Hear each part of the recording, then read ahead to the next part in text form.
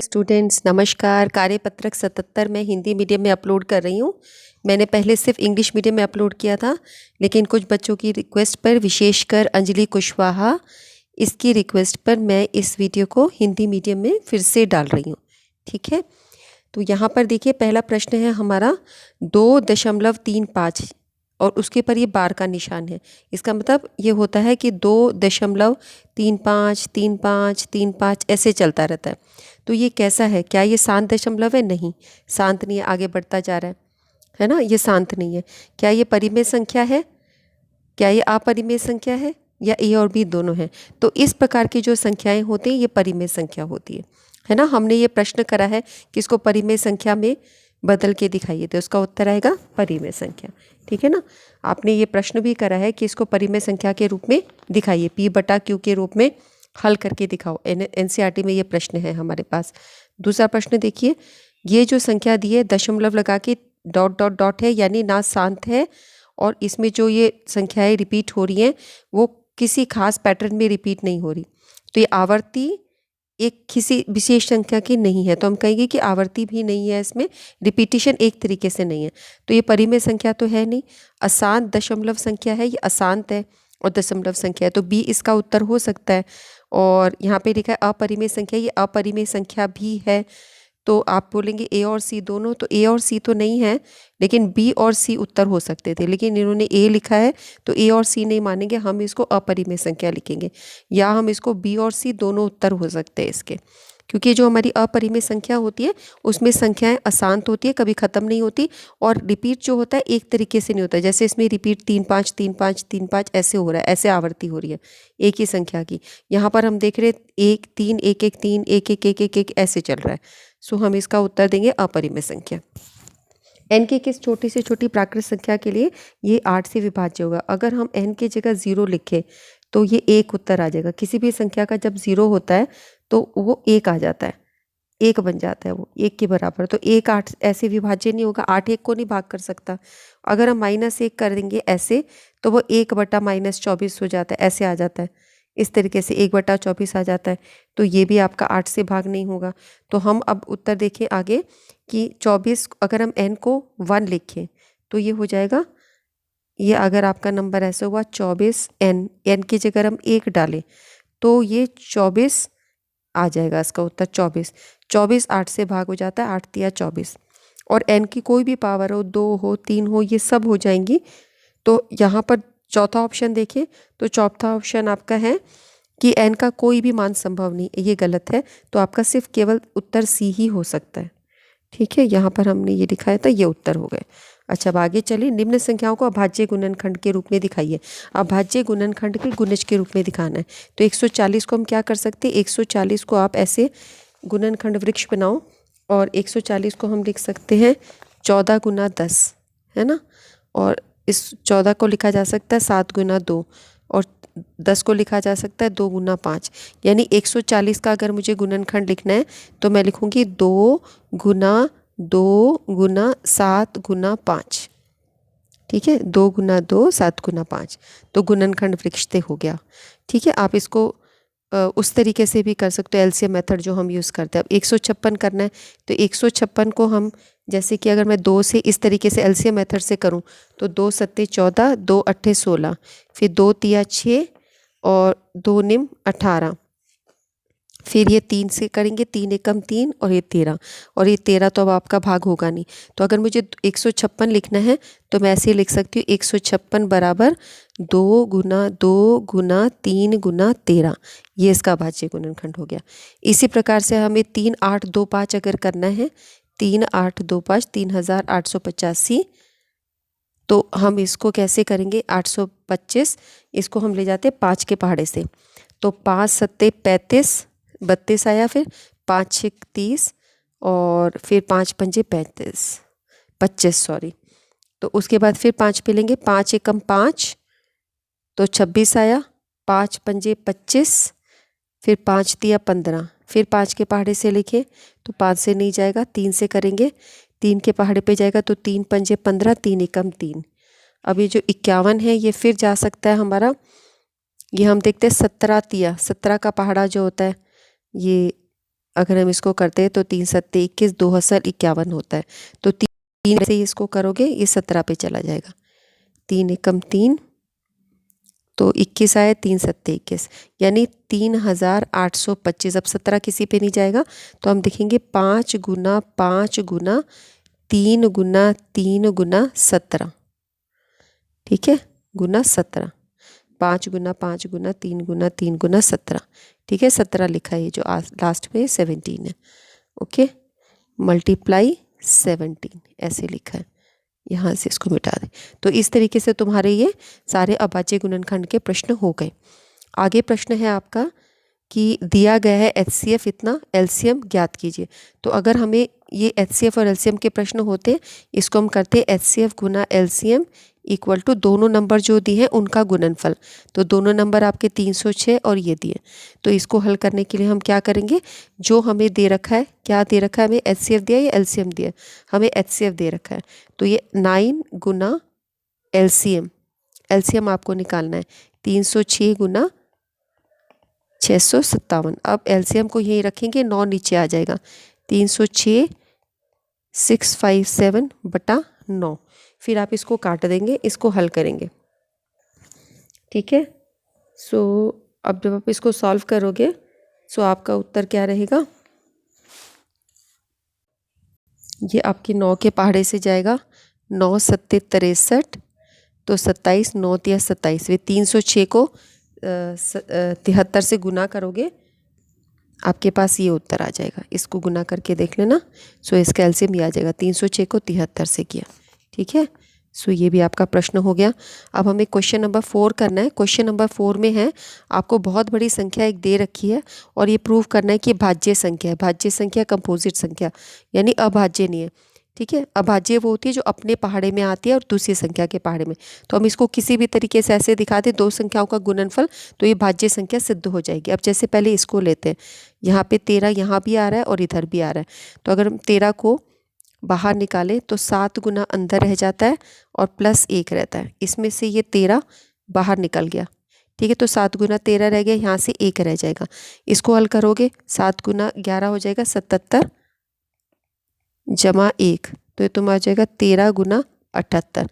अब ये दो संख्याओं का गुणनफल बन गया, तो ये एक भाज्य संख्या होगी अपने आप ही। इसमें से आप ये देख रहे हो, ये भाज्य संख्या है, ये आपकी वो है अभाज्य संख्या। और 78 तो आपका भाग हो जाता है 2 के पहाड़े से। तो आप देख रहे हो दो संख्याओं का गुणनफल इस तरीके से आ गया, तो ये भाज्य संख्या ही होगी, अभाज्य संख्या नहीं हो सकती, ठीक है। क्योंकि हमने अंकगणित के आधारभूत प्रमेय में इसको पढ़ रखा है कि भाज्य संख्या को अभाज्य संख्याओं के गुणनफल के रूप में देखा जा सकता है। इस संख्या के अंदर हम देख रहे हैं 5 इधर आ रहा है, 5 इधर आ रहा है, दोनों जगह 5 आ रहा है। तो इसको 5 को बाहर निकाल दो, अंदर बाकी की संख्या लिख दो। 7 गुना 6 गुना 4 गुना 3 गुना 2 जमा 1। ये देखो ये 7 रह गया, 6 4 3 2, 7 6 4 3 2 जमा 1। तो आप देख ही सकते हो कि इसको जब हम हल करेंगे 5 बाहर आ रहा है, तो ये अपने आप ही आपका इसको 1088 प्लस 1 करके 5 गुना 1089, तो ये एक भाज्य संख्या ही हो सकती है। क्योंकि ये 5 गुना किसी संख्या के साथ में आ रही है, तो ये इन संख्याओं के पहाड़े से भाज्य हो जाएगी। तो इस प्रकार से ये एक अभाज्य संख्या नहीं हो सकती, भाज्य संख्या ही है। अंकगणित के आधारभूत प्रमेय से हम ये बोल सकते हैं। आगे का प्रश्न है, सिद्ध कीजिए इसको और इसको, इन दोनों के अंतर को और इन दोनों के भागफल को अपरिमेय संख्या दिखाना है। तो पहले हम इन दोनों का अंतर निकालते हैं। अंतर निकालने का मतलब हुआ कि पहले ये संख्या लिखी और दूसरी संख्या अंतर करके लिखी, ऐसे यूँ हुआ। इसको खोलो ब्रैकेट को, तो ये -3 प्लस 2√3। अब देखो ये +3 और -3 कट गया, 2√3 और 2√3 आपस में जुड़ के आ गया 4√3। तो ये क्या है, ये एक अपरिमेय संख्या है, सिद्ध हो गया ना, क्योंकि √3 से गुना हो रहा है, तो ये एक अपरिमेय संख्या हो गई, ठीक है। तो इस तरह से हमने सिद्ध किया इनका अंतर एक अपरिमेय संख्या। अब हम इनका भागफल भी अपरिमेय प्रूव करेंगे। तो इसके लिए क्या करना है, हमें संख्या को लिखना है, ऊपर लिखा और नीचे लिखा, तो ये भागफल के तरीके से हो गया। अब इसका हम क्या करेंगे, परिमेयकरण करेंगे। तो ये जो निशान नीचे दिया होता है उससे हम ऊपर निशान बदल के लेते हैं। तो इस तरीके से हम इसको गुना करेंगे। ये देख लो नीचे माइनस का निशान है तो प्लस प्लस लेते हैं। अब इसको इससे गुना करोगे तो तुम्हारे पास आ जाएगा 3 + 2√3 का वर्ग, क्योंकि ये दोनों बिल्कुल एक जैसी संख्या है। यहाँ पर तुम्हारा a minus B a plus B, तो वो क्या रहता है a का वर्ग यानी 3 का वर्ग माइनस 2√3 का वर्ग, ये रहता है। तो ऊपर वाली संख्या तो तुम्हारी वही रहेगी। इसको मैं नहीं हल कर रही क्योंकि हमारा प्रश्न इसको हल करने का नहीं है, परिमेयकरण नहीं है। हमें सिर्फ ये प्रूव करना है अपरिमेय संख्या है, इसका परिमेयकरण करके हमें पूरा करके दिखाने की ज़रूरत नहीं है। तो ऊपर तुम देख रहे हो रूट आ रहा है, नीचे वाली संख्या तुम्हारी ये जो है ये 2 का वर्ग 4, 4 × 12, तो ये तुम्हारा इस तरीके से हो गया 3 + 2√3 का वर्ग, और ये तुम्हें आ गया -3। तो अब तुम देख रहे हो ऊपर तुम्हारा √3 इसमें आ रहा है, ठीक है, वो पूरा ख़त्म नहीं हो रहा, तो इसका मतलब ये संख्या अपरिमेय रहेगी। अगर √3 ख़त्म हो जाता है कहीं पर तो वो संख्या परिमेय हो जाती है, लेकिन जहाँ पर भी रूट का निशान रहता है जो हल नहीं हो सकता, जैसे ये वाला, इसको हल करोगे तो ये तुम्हारा नीचे तो ख़त्म हो गया, लेकिन ऊपर वाली संख्या क्या रहेगी 3 का वर्ग 9, फिर ये पीछे वाली संख्या इसका वर्ग करोगे तो 4 × 3 12, फिर तुम्हारे पास रहेगा 3 दूनी 6 और 6 2 12 √3। तो ये जो संख्या साथ में आ गई है इसकी वजह से ये एक अपरिमेय संख्या रहेगी। परिमेय संख्या और अपरिमेय संख्या का जोड़ अपरिमेय ही होता है। तो इस तरीके से आपको सिद्ध करके दिखाना है। तो इस प्रश्न में एग्जामिनर आपका ये भी चेक कर लेता है कि आपको परिमेयकरण करना आता है कि नहीं आता। तो आपने जब इन दोनों को माइनस किया, अंतर किया, तो भी आपका अपरिमेय संख्या आई। जब आपने इन दोनों को भागफल के तौर पे लेके इसका परिमेयकरण किया तब भी वो एक अपरिमेय संख्या ही बनी। अब आपको सिद्ध करना है 6 + √2 एक अपरिमेय संख्या है, तो इसके लिए हम मानेंगे कि ये एक परिमेय संख्या है, तो इसको p/q के बराबर कर देंगे, जबकि जो नीचे वाला हर है वो 0 के बराबर नहीं है, ठीक है। फिर हम क्या करेंगे, √2 को यही रखेंगे, उस संख्या को हम इस तरफ ले आएंगे, तो ये हो गया। अब आप देख रहे हो ये एक परिमेय संख्या है, उसमें से एक परिमेय संख्या घटाया, परिमेय से परिमेय घटाया तो परिमेय संख्या ही आई इस तरफ, ठीक है। लेकिन यहाँ पर इस तरफ क्या है, अपरिमेय संख्या है। √2 क्या होता है, एक अपरिमेय संख्या होती है, ठीक है। तो इधर अपरिमेय है, इधर परिमेय है, और दोनों के बीच में बराबर का निशान, ये तो एक विरोधाभास है, ठीक है। ये एक क्या हो गया, विरोधाभास हो गया। लेफ्ट हैंड साइड और राइट हैंड साइड तुम्हारी बराबर नहीं आ रही है ना, LHS जो है आपका वो RHS के बराबर नहीं आ रहा, यानी कि जो हमने माना था शुरू में कि ये परिमेय संख्या है वो गलत है, और इससे ये साबित होता है कि 6 + √2 एक अपरिमेय संख्या है, ठीक है। आगे प्रश्न में चलते हैं। दर्शाइए कि प्रत्येक धनात्मक समपूर्णांक 2q और प्रत्येक धनात्मक विषम पूर्णांक 2q के रूप में 2q + 1 के रूप में होता है जहाँ q कोई पूर्णांक है, ठीक है। तो इस प्रश्न को हम कैसे करेंगे, प्रत्येक धनात्मक समपूर्णांक, तो हम एक q को हम एक धनात्मक पूर्णांक लेते हैं। जब a को हम 2 से भाग करेंगे तो जो मानते कि भागफल आएगा q और r शेषफल आएगा। a को जब हम 2 से भाग करें तो हमारा भागफल q रहेगा और r शेषफल रहेगा। तो यूक्लिड एल्गोरिथम से हम क्या लिखते हैं, a = जब हम 2 से भाग कर रहे हैं ये तुम्हारा भागफल है और ये तुम्हारा शेषफल है, इस तरह से लिखते हैं। तो r तुम्हारा क्या होना चाहिए, 0 से बड़ा या 0 के बराबर और 2 से बिल्कुल कम, ये तुम्हारी यूक्लिड एल्गोरिथम है, ठीक है ना। किसी भी संख्या को जब आप भाग करते हो, जैसे 24 है, इसको आप कर रहे हो 8 के पाड़े से भाग, तो 8 × 24, ठीक है, या हम इसको 25 कर लेते हैं, तो 8 × 24 एक शेषफल बच गया। तो आप देखते हो कि यहाँ पे जो शेषफल है एक, वो आपका 0 से बड़ा है, ठीक है, या 0 के बराबर है, और जिससे भाग किया जा रहा है, भाग किससे किया जा रहा है, 8 से, उससे बिल्कुल ही पक्का ही कम होगा। शेषफल हमेशा जिससे भाग किया जाता है उससे ज़रूर कम होगा, और 0 से बड़ा हो सकता है 0 के बराबर, अगर पूरा भाग हो गया तो 0 आ जाएगा, और नहीं तो उससे बड़ा होगा। लेकिन जिससे भाग किया जा रहा है, 2 से भाग किया जा रहा है, उससे ज़रूर कम होगा। यानी r का मान 0 हो सकता है और 1 हो सकता है, 2 नहीं हो सकता।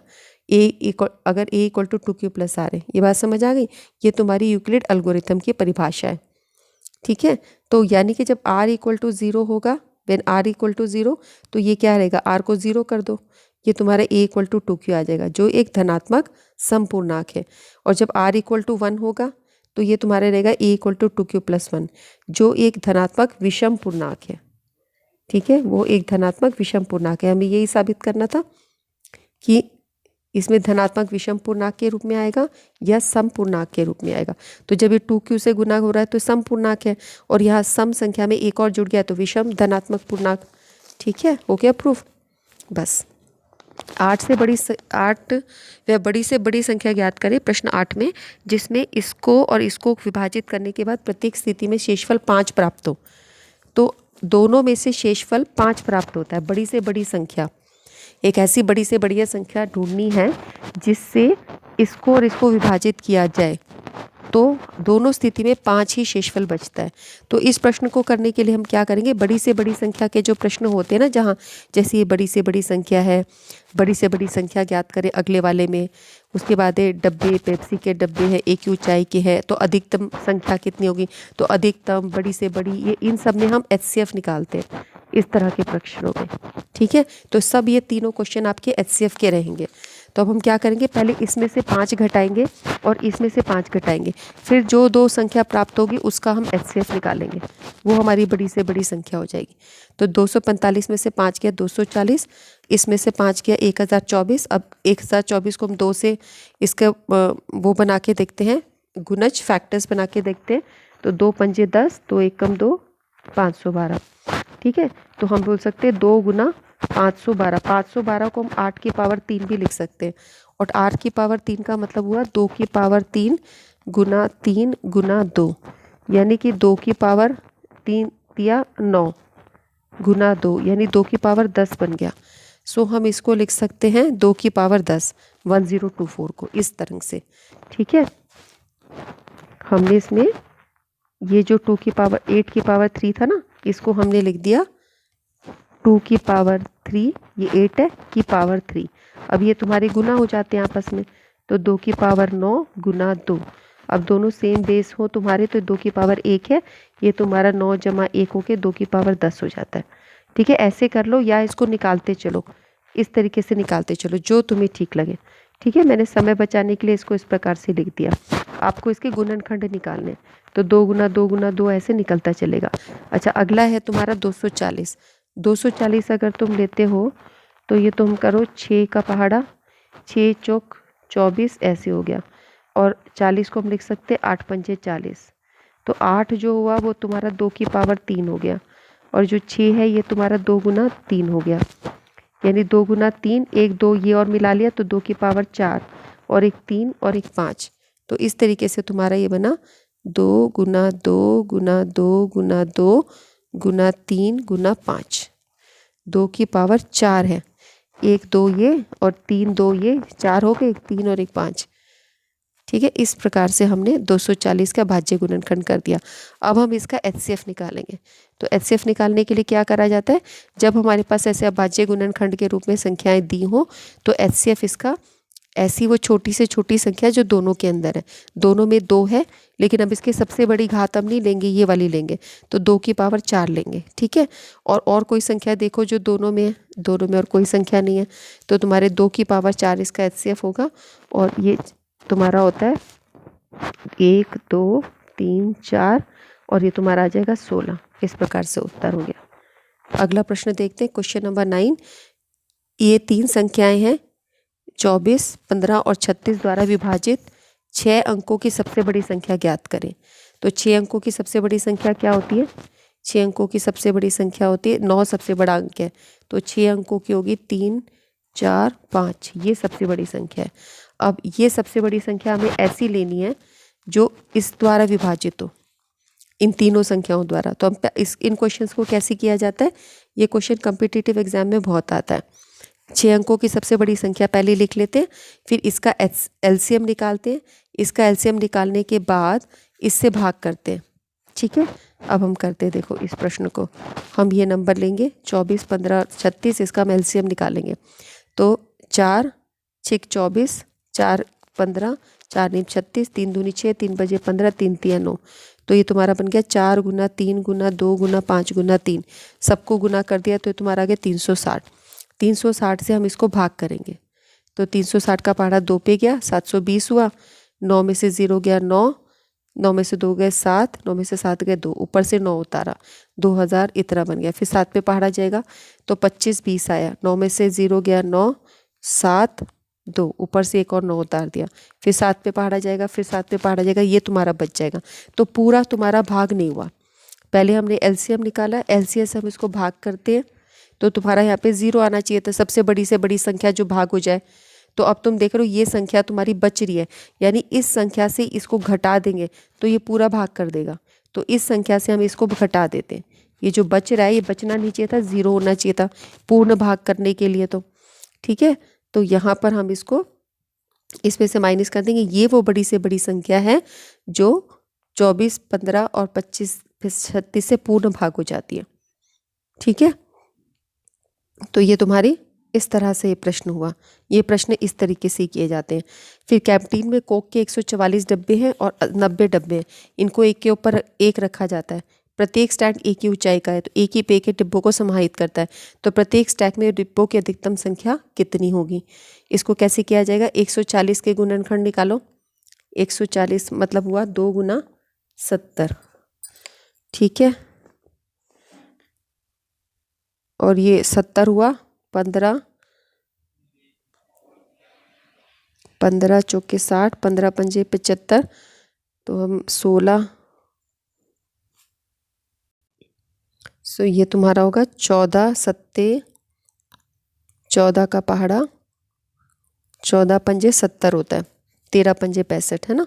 और 14 को फिर लिख सकते हैं 2 गुना 7, यानी 140 को हम लिख सकते हैं 2 गुना 7 गुना 5। ये देखो 2, इससे आया 2 गुना 7 और ये 5, ये तुम्हारा आ गया 140 का भाज्य गुणनखंड। इसी प्रकार 90 का गुणनखंड निकालेंगे हम। 90 का कैसे निकलेगा? 90 का हमारा निकलेगा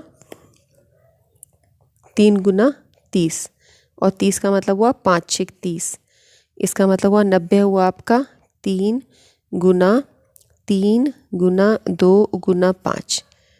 देखो ये 3 हुआ, 6 को लिखा 3 गुना 2 और 5, इस प्रकार से 90 हो गया। ठीक है, तो अब ये जो तुम्हारी दो संख्याएं आई हैं इसका हम एचसीएफ निकालेंगे। इसका एचसीएफ क्या निकलेगा?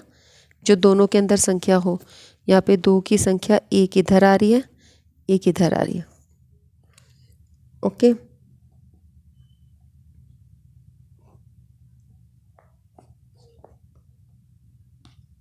ठीक है।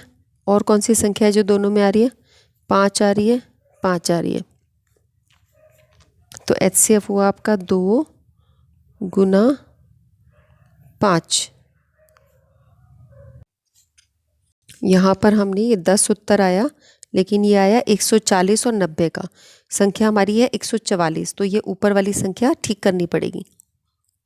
इसका उत्तर तो 10 बनेगा, लेकिन 144 के हिसाब से बदल जाएगा। 144 अगर हम लेते हैं तो उसका गुणनखंड हमारे पास आएगा 2 गुना 2 गुना 2 गुना 3 गुना 3। कैसे? 144 को हम लिख सकते हैं 2 गुना 72, 72 को लिख सकते 8 गुना 9। तो तुम देखो, एक तो 2 ये हो गया, और यहाँ से 8 से 2 गुना 2 कहीं निकल आए। कितने निकल आए? एक तो 2 ये हो गया, और 8 से निकला 2 गुना 2 यानी 3 बार। तो ये हमारा 1 2 और आ जाएगा इसमें, 4 बार 2 हो गया। फिर आपका हो गया 9, 9 यानी 3 गुना 3। ठीक है, 2 दूनी 4, 4 दूनी 8, 8 दूनी 16, 16 तिया 48, 48 तिया, ये आपका प्रश्न हो गया। ठीक है, अब एचसीएफ के अंदर ये पूरा हो गया। एचसीएफ आपका क्या रहेगा? यहाँ पे 2 की पावर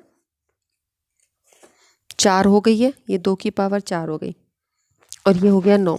और यहाँ पे 2 की पावर 1 ही है, और 3 की पावर 2, यहाँ पे भी 3 की पावर 2, ये भी 3 2 बार आ रहा है, यानी कि 2 1 बार आ रहा है, लेकिन 3 की पावर 2 2 बार आ रही है। ये दोनों प्रश्न हो गए। एचसीएफ के अंदर 3 गुना 3 ऐसे करके इसको गुना करोगे तो 18 इसका एचसीएफ आ गया, ये उत्तर आ गया 18। ठीक है, एचसीएफ में वो लेते हैं जो दोनों के अंदर आ रहा हो, 3 गुना 3 और 2 एक बार लेना है, 1 2 लेना है। ठीक है, फिर अगला प्रश्न है आपका √3 और √5 के बीच में एक परिमेय और एक अपरिमेय संख्या दिखाओ। √3 और √5 के बीच में हम कौन सी संख्या दिखा सकते हैं? √3 और √5, इसके बीच में परिमेय संख्या। तो अगर हम √4 लेते हैं, √3 और √5 के बीच में √4 आता है,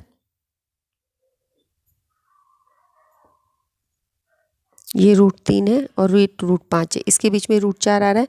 √4 हल हो जाता है, 2 के जैसे होता है, तो हम ये बोल सकते हैं √4 एक परिमेय संख्या है, इसके बीच में परिमेय।